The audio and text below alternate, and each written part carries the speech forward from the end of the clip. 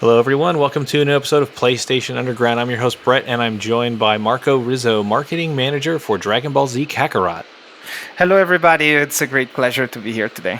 Hi, and I'm also joined by Tim. Hello, Tim. Hey there. Hi. And today we're looking at new footage for the upcoming DLC for Dragon Ball Z Kakarot, the DLC Bardock Alone Against Fate. So, Marco, tell us about what we're going to see today. Yeah, so today we're going to have this new footage that will show us a little bit of exploration of Planet Vegeta, which is one of the locations that players can explore into DLC, but also to have a look at a sub-quest that will show us a typical slice of life from the planet Vegeta, where the Saiyans come from, that we don't really get to experience neither in the main game, and we don't get to see a lot into the original anime.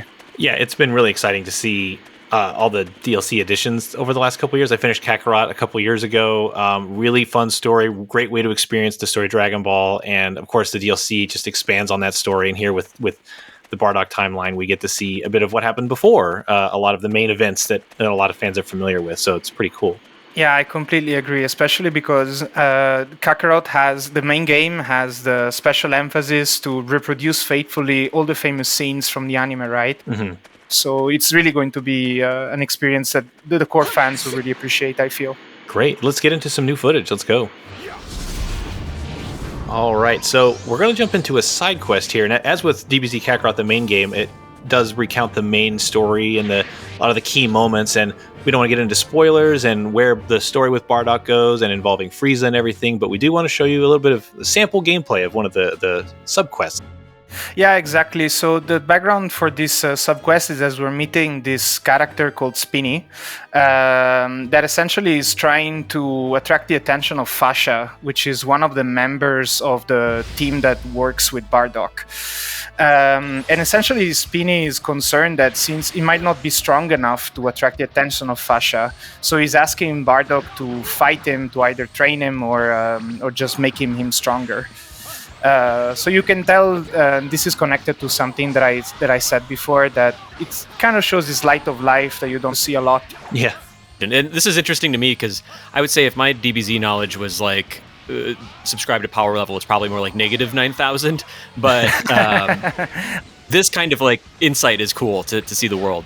Yeah, indeed. I think that, like I said before, some parts of the DLC reproduce the story as it's originally written in the anime, right? And some other, like these ones, have been specifically created for the game to just give this sense of better immersion for the player, where you can decide to go through the main quest as if to relive the TV special, but also to just experience this kind of side episodes that you would not otherwise experience. Yeah, and it's reminding me now because it's been a minute since I played through Kakarot, but I loved the combat in this game, and having any excuse to dive back into the battles in this, even for like moments like this, like you said, the slice of life things, to just get in a game that looks like I'm playing an anime, all the sound effects that you recognize, so many cool like stacking abilities that you get, and even remembering like pounding people into the ground, following up. And like closing the distance between them, like it was super fun. So it's so much fun to watch and play. Yeah, I completely agree. And you can also get to do these very typical attacks that we see right now, where it's the consecutive energy blaster, like one of the signature things, the signature attack that happens in Dragon Ball. And the game really allows you to do them in a very, let's say, intuitive way. And I really agree with everything, like all the sound effects, it really makes you feel like you are inside the anime and you're super faithful to what's going on. So if I'm reading this correctly, is Spinny going to ask Bardock to just get another fight and push him even harder? Yeah, that's correct. In true Saiyan spirit, with the idea to get stronger with that. So Spinny has a clear objective here.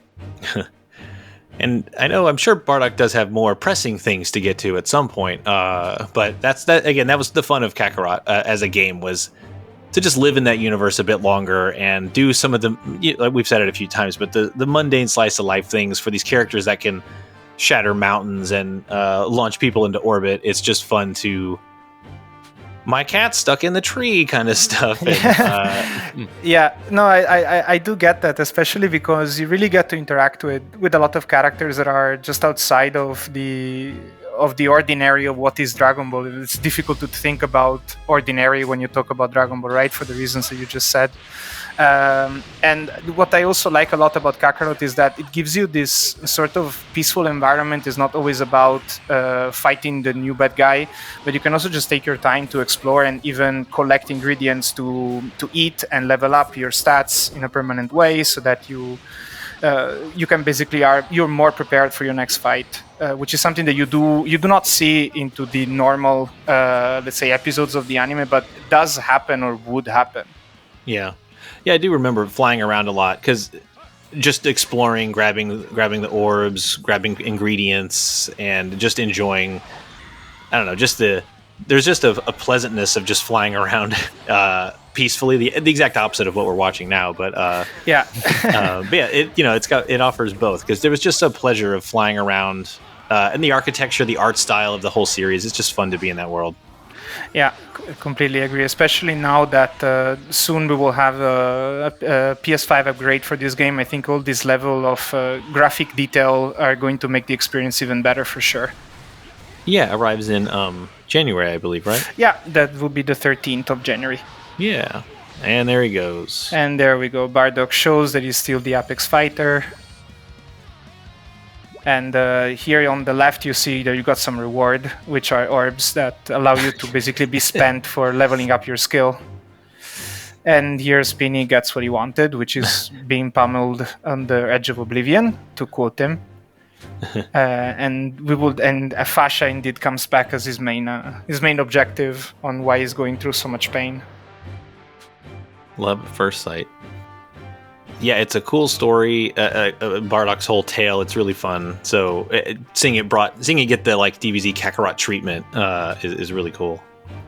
Yeah, absolutely. Especially because indeed there is a lot of emphasis into this game for replicating the famous scene, right? And I really think that this DLC gets the job done in that sense.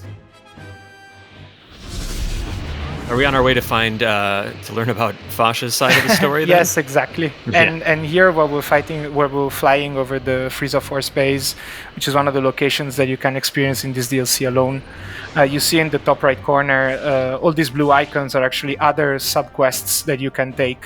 So this is just one of the many that were added to add this kind of alternative routes that the players can take to experience the Dragon Ball world. All right, let's see what she's got to say. Yeah, we will soon know. And the dear Bardock is just going to tell us how was the experience of the from his side of the situation. So I beat this guy up. Seems cool. Yeah. Yeah. It is rare to see so many Saiyans just sitting around chatting. Yeah, just indeed. No, I really like this angle, because even though if you think that the very, very first villain of the main game, so not the DLCs, is the brother of Goku, which is another Saiyan, right? People get very scared and very, how do you say, they're really astonished by the fact that there is another Saiyan like Goku, and afterwards there's Vegeta and Nappa, right? So other two Saiyans, just to reinforce that. And here, no, you're just walking among them, and it's perfectly normal. And this is also one of the beauties of the fact that this is getting brought to a DLC and a video game. So we talked about the PS5 update coming in January. When is Bardock Alone Against Fate DLC dropping? At the same time. Same time? Yeah. Cool, coming to PS4 and PS5. Correct. With the free upgrade from PS4 to PS5 if you already own the game. Right, for the main Kakarot game. That's correct, yes. And now here you get indeed a glance of the kind of rewards that this kind of subquest they give you. Yeah. Which is experience and little gifts that you can spend in a dedicated board that will give us bonus once a certain combinations is achieved. Great. Well, thanks for sharing this subquest. This is just one of many. You mentioned the blue exclamation points all over the map, like any number of stories or tasks or errands and all kinds of stuff you can do to immerse yourself in the world. But yeah, Bardock Alone Against Fate arrives alongside the PS5 upgrade SKU January 13th. Yes, exactly. Yeah. But yeah, thanks again for the footage. Excited to jump back into DBZ Kakarot. Loved the game when it first came out, and excited to play more. So thanks for joining us. It was a pleasure. Thanks, everybody.